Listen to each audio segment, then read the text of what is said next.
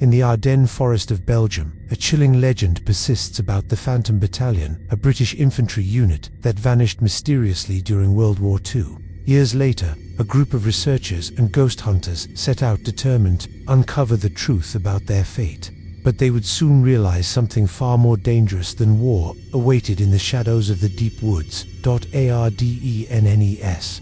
Winter 1944. A thick fog blanketed the dense Ardennes Forest, where towering trees stretched like dark phantoms against the dim dawn light. The air was bone-chilling cold, and gusts of icy wind swept through, rustling dry leaves and echoing the soldiers' footsteps with a haunting resonance. Beneath the canopy, nearly 100 British soldiers carried heavy packs on their shoulders, moving cautiously step by step. They were members of the 7th Infantry Battalion, nicknamed by their comrades the Phantom Battalion.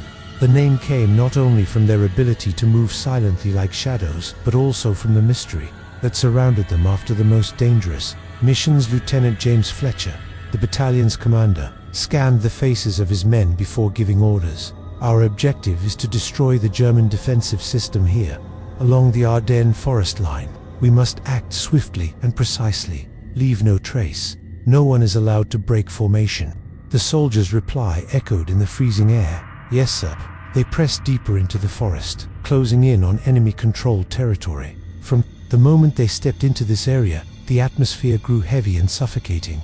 Each soldier began to feel something was wrong.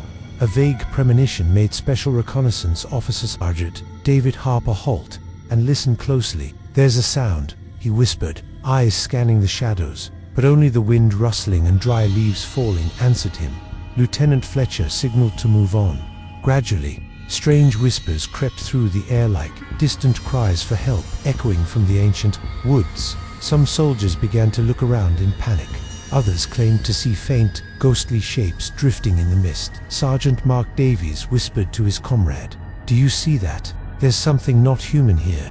Fletcher swallowed his own fear and commanded, "Focus. We have no time for superstitions. Stay in formation and move forward." Night fell quickly, cloaking the forest in a dense fog.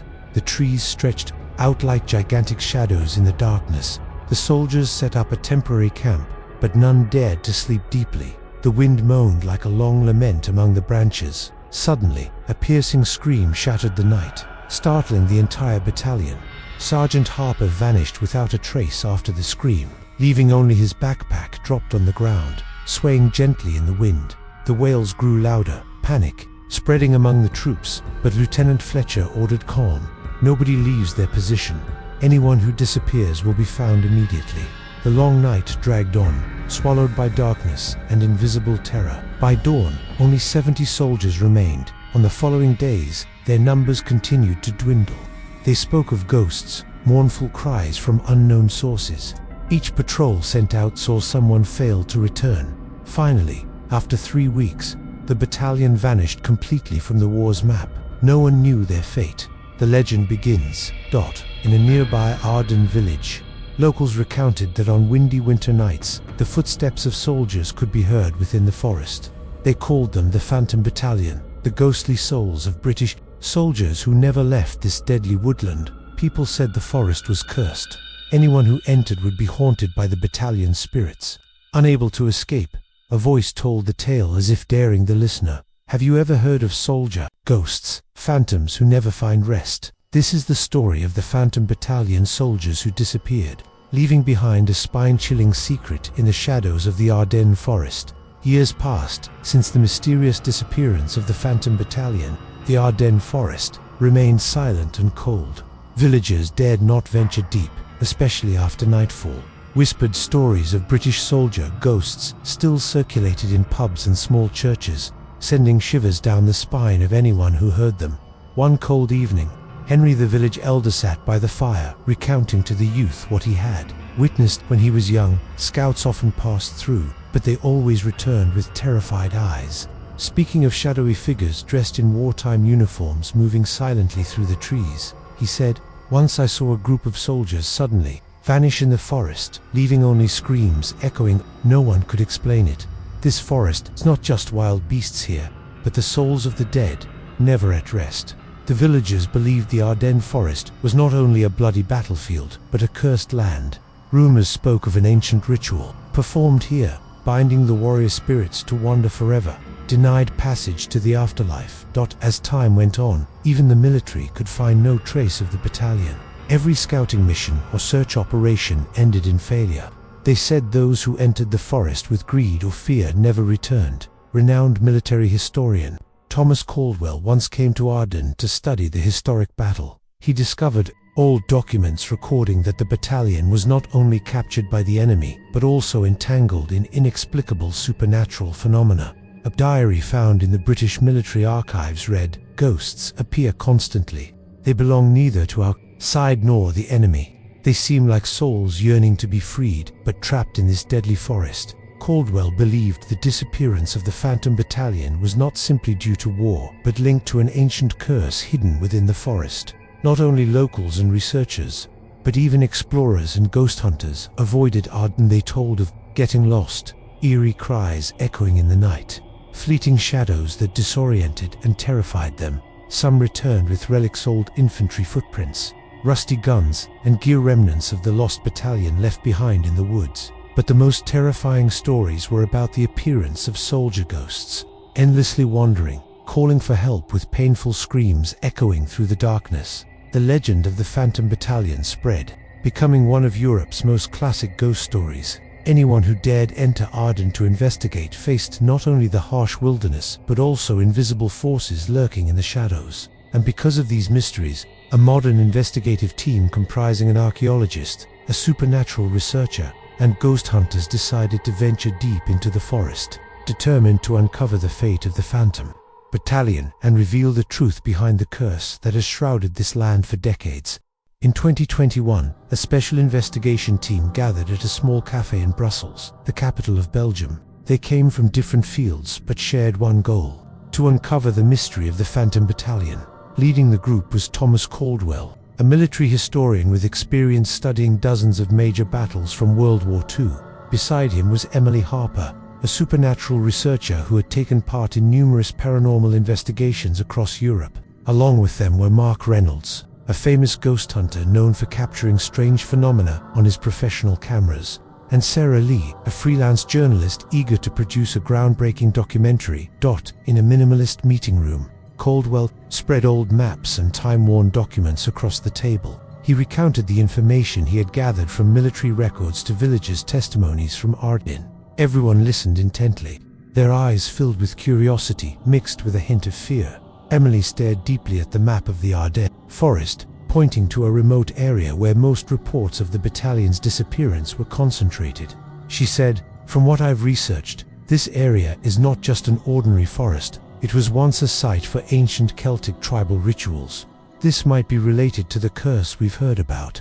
Mark lifted his camera equipment and said, "If there really are supernatural phenomena, we need to be fully prepared. Video gear, thermal sensors, audio detectors.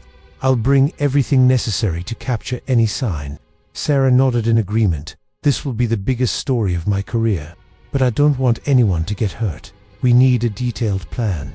After hours of discussion, the team decided to enter Ardennes the following week, bringing all necessary equipment and maintaining constant communication with the outside world. The day of departure approached. Each member carefully packed their gear, double-checking devices, spirits a mix of excitement and anxious fear as they stepped into the forest. The sky was a dull gray, as if trying to drown everything in thick mist.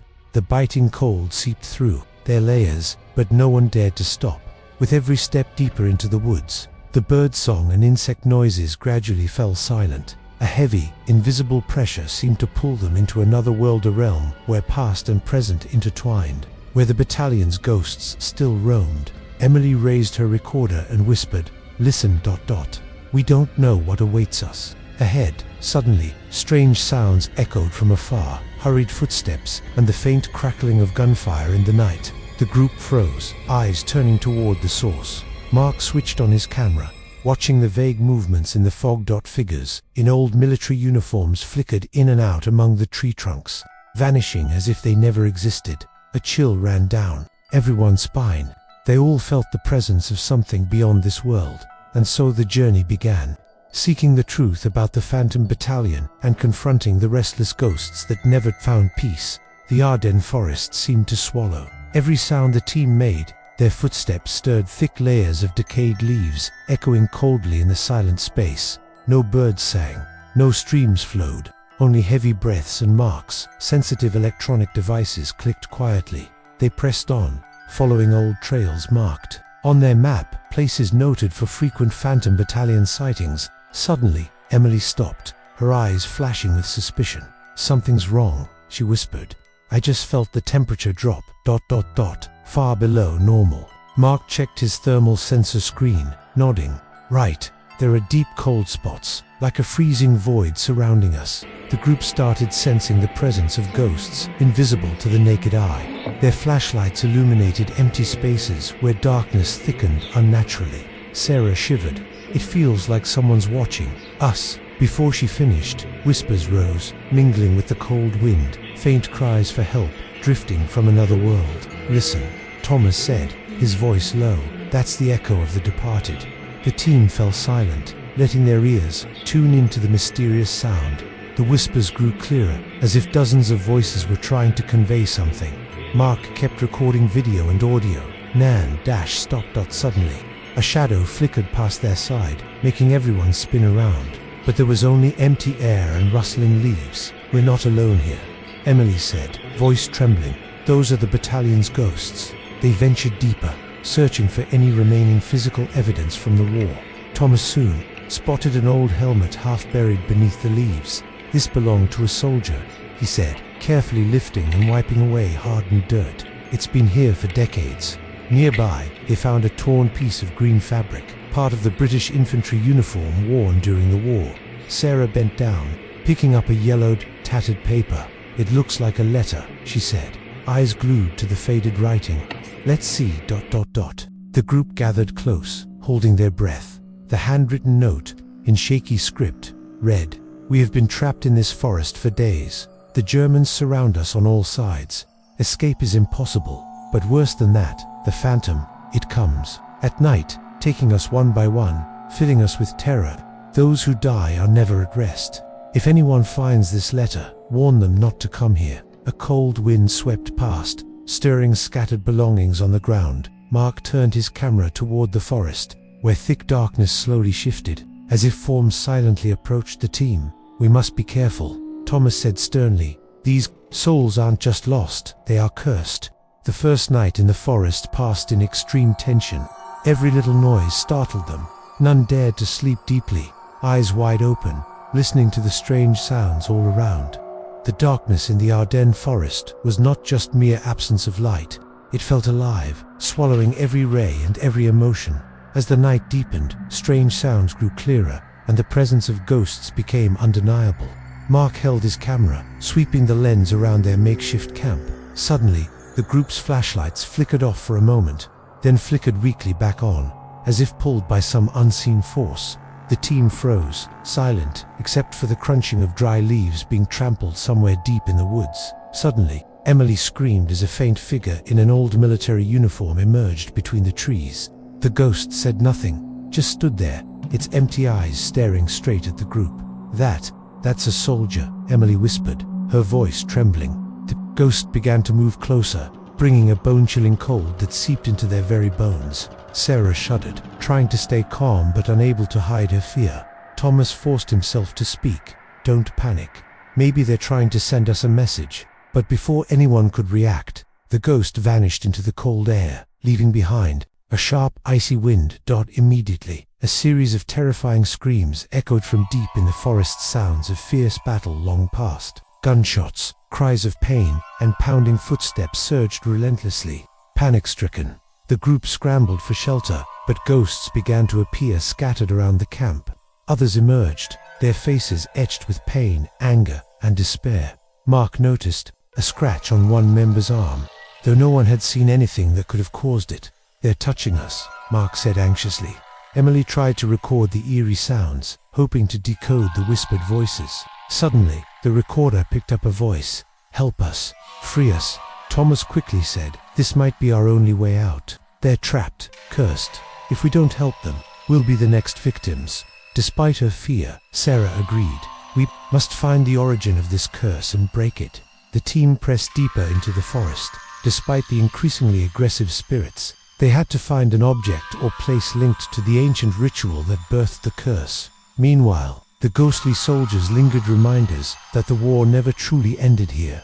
It had become another battle between life and death, between the present and eternal darkness. After a tense night surrounded by spirits, the team regained composure and decided to venture further into the Ardennes. They followed an ancient map Thomas had brought, leading to an area said to be the site of Celtic rituals. The path ahead was littered with decaying leaves and twisted roots. Sunlight filtered through sparse branches, casting patches of light and shadow, as if the forest itself was hiding something. The deeper they went, the more oppressive and cold the air became. Emily stopped, pointing to an ancient stone structure, covered in moss and half buried in earth and leaves. It was a stone circle, a relic of long-forgotten mystical ceremonies. Thomas crouched to examine it, voice trembling. This is where the Celts performed their rites. It could be a prison for souls or the source of the curse. Sarah filmed every detail of the stone circle. Mark scanned with his senses and detected strange energy levels, unexplainable by normal science.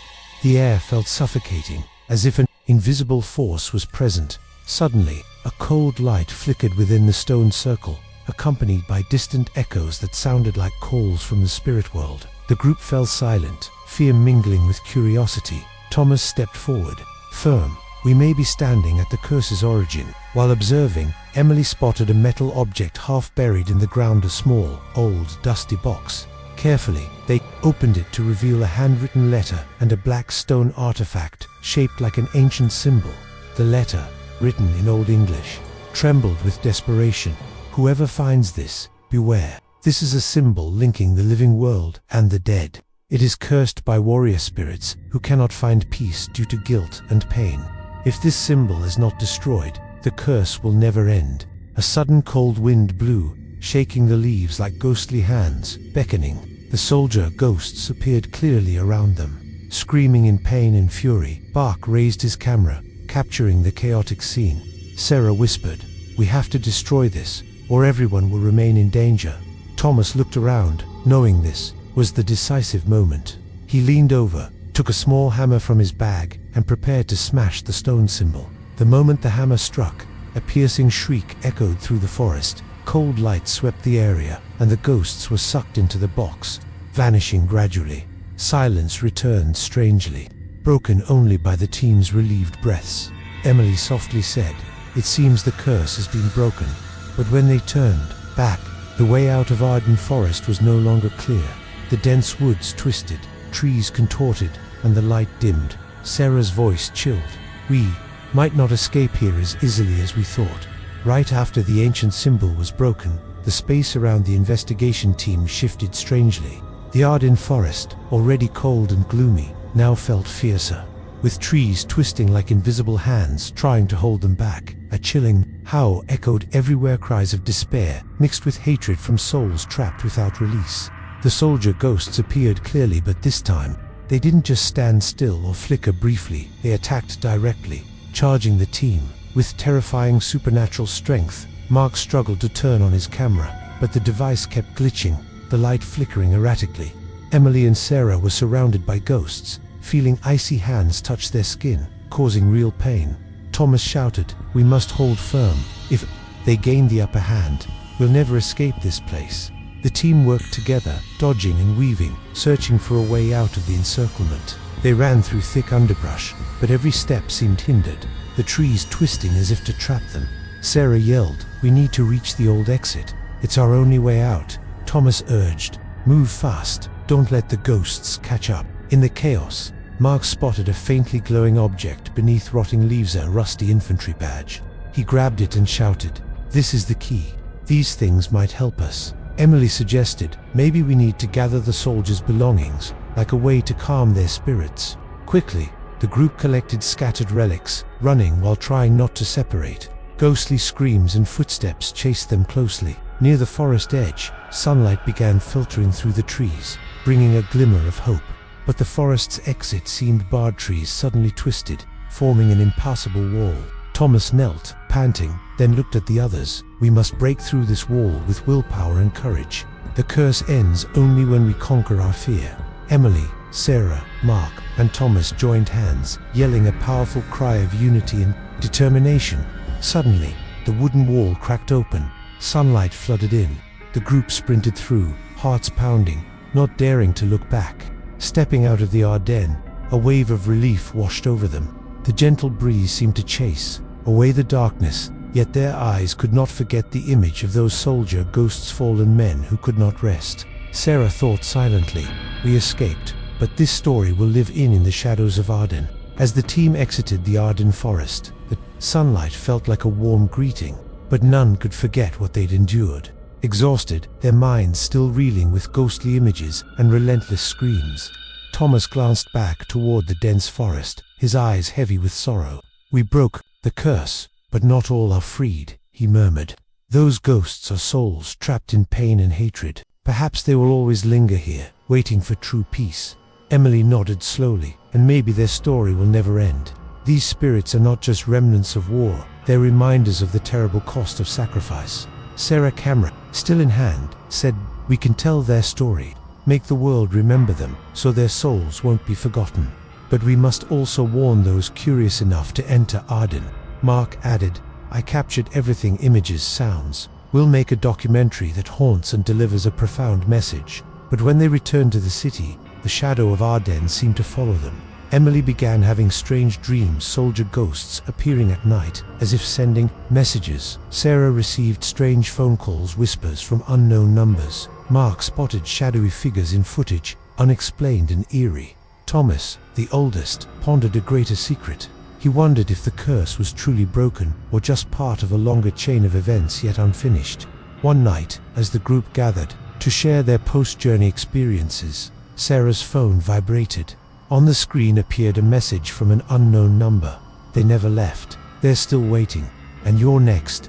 The story of the Phantom Battalion was no mere legend. It was a warning, a mystery with no final answer. And deep in the Ardennes Forest's darkness, the ghosts still silently wait the soldiers who will never find rest. Thank you for following.